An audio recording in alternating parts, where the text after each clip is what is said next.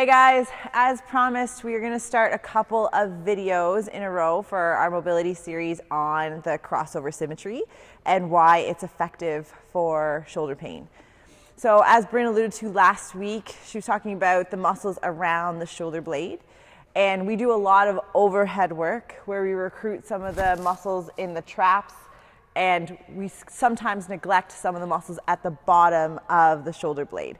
So you have muscles like your rhomboids, your middle and lower fibers of trap that work in synchrony with the upper fibers of trap to help the shoulder blade move when you're going into these overhead positions.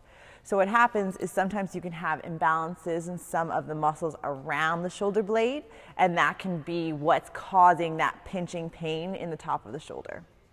Okay, so today we're going to go over some of the crossover symmetry work, and then we're also going to use the exact same exercises with the band.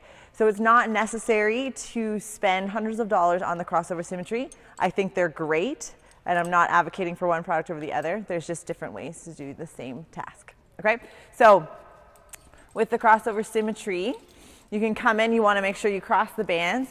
The most important thing with all of these exercises is setting your shoulder blade.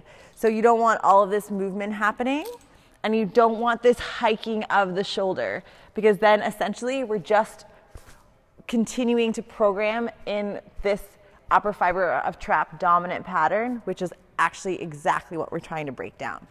Okay, so shoulder blades back, no hiking of the shoulders, back and squeeze and down.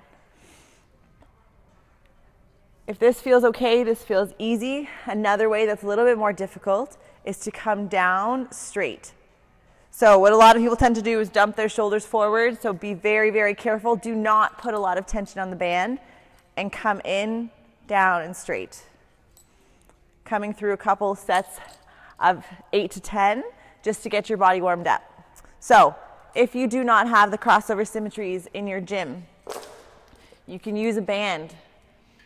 Lightest tension, same setup. So I have it kind of looped around the rig. You bring in through this way, and you can come straight down or straight across. You need to be a lot closer to the rig than with the crossover symmetry, but essentially the exercise is exactly the same. So that's it for the mobility video for this week. So check out the blog, www.elementcrossfit.com/blog, and we'll see you next week.